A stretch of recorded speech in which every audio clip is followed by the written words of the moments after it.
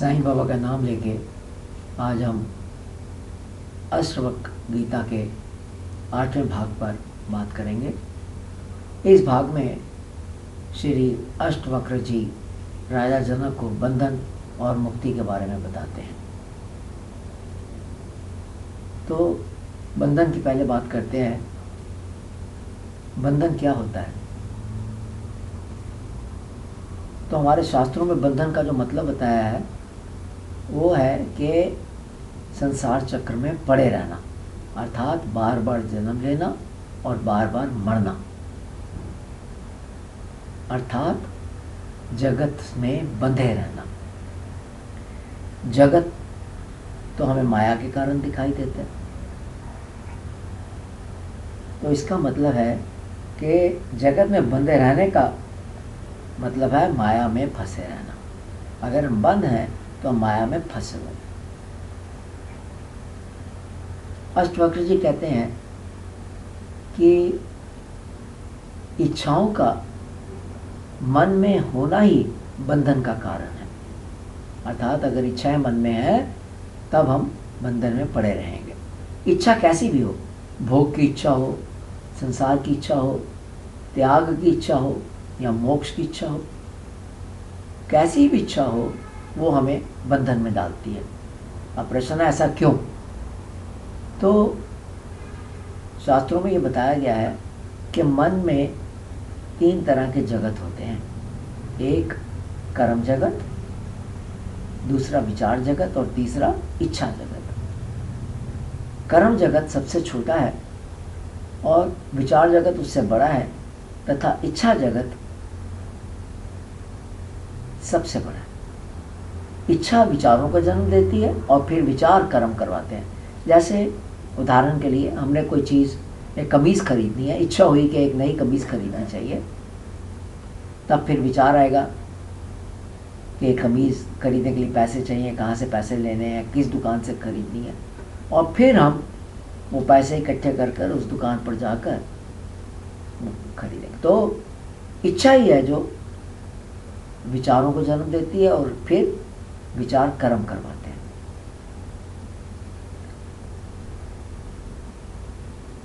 कर्मों को रोकने से विचार नष्ट नहीं होते। अगर हम ना भी कमीज़ खरीदने के लिए जाएं तो ये मतलब नहीं है कि मेरा सोच जो है कमीज़ खरीदने के बारे में ख़त्म हो जाएगी। विचार नष्ट नहीं होते, विचार रहते हैं, और विचारों के नष्ट होने से इच्छा का नाश नहीं होता। अगर मैं सोचना बंद भी कर दूं तो इच्छा कहीं ना कहीं दबी पड़ी रहती है कि मौका मिलेगा तो मैं एक अच्छी सी कमीज़ खरीद लेता हूँ। लेकिन अगर इच्छाओं का नाश हो जाए तो जन्म मरण का चक्कर ही समाप्त हो जाता है। कर्मों का नाश अपने आप हो जाता है। इच्छा नहीं है तो कर्म भी नहीं करेंगे। अब ये कैसे होता है इस पर थोड़ी सी बात करेंगे। जो भी हम कर्म करते हैं उसके पीछे फल की इच्छा रहती है। अच्छी स्थिति में, ऐसी स्थिति में अच्छे कर्म करने से, जैसे दान देना, किसी की मदद करना, तो उसका अच्छा फल मिलता है। हमें स्वर्ग मिलेगा या अच्छी योनि में जन्म होगा, अगला जन्म होगा। लेकिन बुरे कर्म करने से किसी की हत्या कर देंगे, किसी का धन छीन लेंगे, तो अगर ऐसे गंदे कर्म करेंगे तो नरक या नीच योनि में मनुष्य चला जाता है। परंतु जीवन मरण का चक्कर समाप्त नहीं होता। कर्मों ने अपना प्रभाव दिखाना ही है। जीवन मरण का चक्कर तभी समाप्त होगा अगर कर्म का फल समाप्त हो जाए, कर्म शून्य स्थिति हो जाए।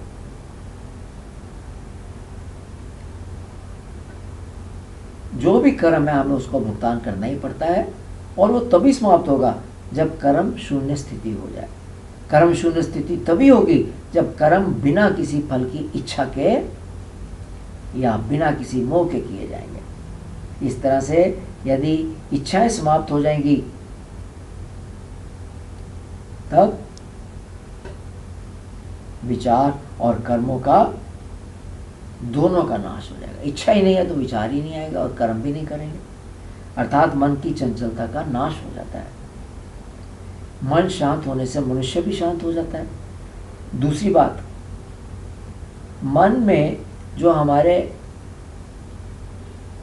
मृत्यु के समय अंतिम इच्छा होती है वही हमारे अगले जन्म का कारण होती है।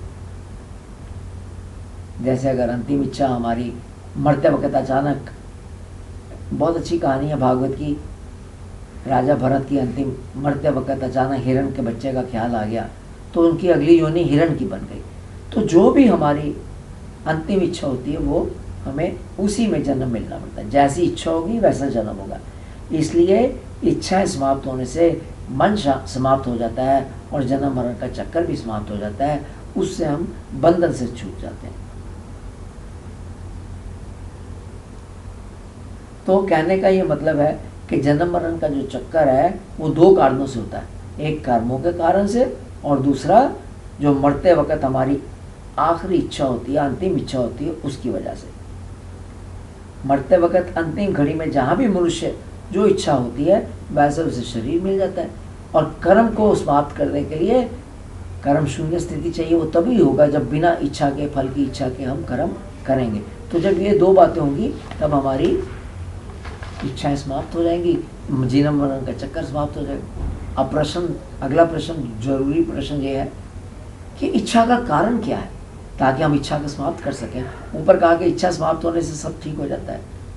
अब यह है कि इच्छा का कारण क्या है। तो अष्टवक्र जी कहते हैं कि अहंकार ही इच्छा का कारण है। मैं भाव, मैं, मेरा, मुझे और चाहिए, ये जो होता है ये अहंकार है। आत्मा के सिवा इस जगत में दूसरा कुछ है ही नहीं। किंतु मैं और मेरा भाव, इसके कारण सब हमें अलग अलग दिखता है। जो हम भेद दृष्टि हमारी है, ये पेड़ है, ये कुत्ता है, ये बिल्ली है, ये मैं हूँ, ये औरत है, इस प्रकार से ये सारा किसके कारण दिखाई देता है? भेद दृष्टि क्यों है? अहंकार के कारण से। मैं और मेरे के कारण ये मुझे और चाहिए, ऐसी जो भावना है ये पैदा होती है। इच्छाएं फिर पैदा होती हैं और बढ़ती हैं। ये फिर काम, क्रोध, द्वेष वगैरह सबको जन्म देती हैं और बढ़ाती हैं। जब तक अहंकार है तब तक इच्छाएं हैं और तब तक बंधन है। मन की शांत अवस्था ही मोक्ष है। तो मोक्ष क्या है?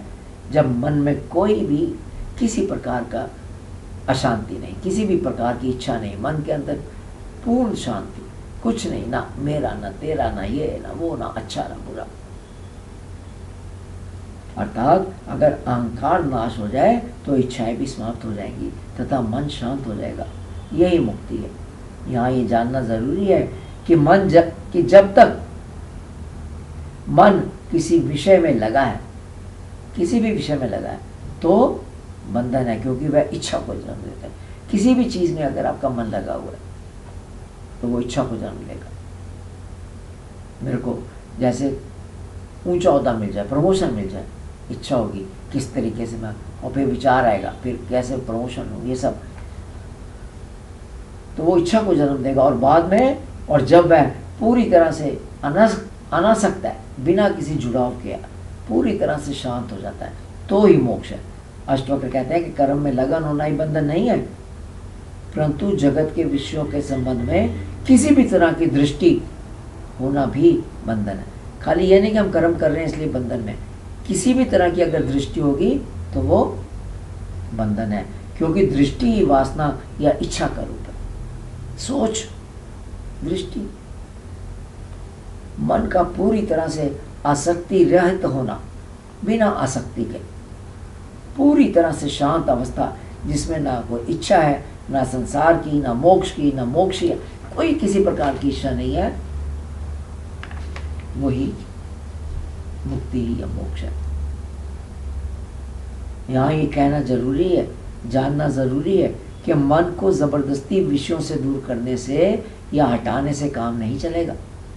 मुक्त वही है जो स्वाभाविक रूप से आत्मा में स्थित है, आत्म दृष्टि वाला है, आत्मा को देखता है।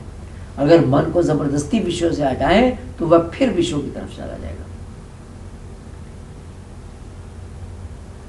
जैसे पहले भागों में बताया है कि जो कुछ भी संसार में घटित हो रहा है वह प्रकृति के गुण या स्वभाव से हो रहा है। अतः सब प्रकार की इच्छाएं, वासनाएं, अहंकार त्याग कर कर जो हो रहा है उसे एक्सेप्ट करते हुए साक्षी हो जाना और सदा आत्मा में स्थित रहना ही मोक्ष है, मुक्ति है।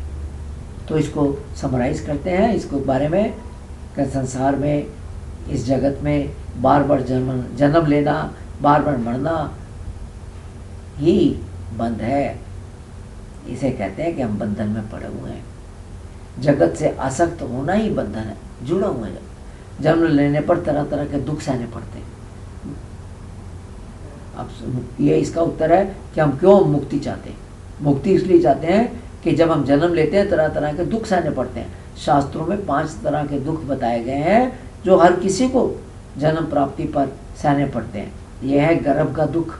जब बच्चा गर्भ में होता है बहुत दुखी होता है, मल मूत्र में पड़ा होता है, बड़ा वो भगवान को प्रार्थना करता है कि किसी तरह आगे से मैं ऐसा नहीं करूँगा कि मेरी ऐसी स्थिति हो। दूसरे जन्म का दुख, जन्म लेते वक्त बहुत दुख होता है। तीसरा बीमारी का दुख, चौथा बुढ़ापे का दुख और 5वां मृत्यु का दुख। इसके अलावा दूसरे दुख भी हैं जो कर्मों से प्राप्त होते हैं तथा बुरा कर्म करने पर हमें नीच योनि भी मिल सकती है, जैसे जानवर बन गए, सांप बन गए, पेड़ बन गए। तो इन सब दुखों से बचने के लिए ही मुक्ति की कामना की जाती है। अष्टवक्र जी कहते हैं जब तक मन में इच्छाएं हैं तब तक बंधन है। जगत के विषयों के बारे में किसी भी प्रकार की दृष्टि या सोच भी इच्छा को पैदा करेगी, अतः वह भी नहीं होनी चाहिए। अतः इच्छाओं की पूरी तरह से समाप्ति जरूरी है मुक्ति के लिए। मुक्ति के लिए इच्छाओं की समाप्ति जरूरी है। और इच्छा पैदा होती है किसके कारण? अहंकार के कारण।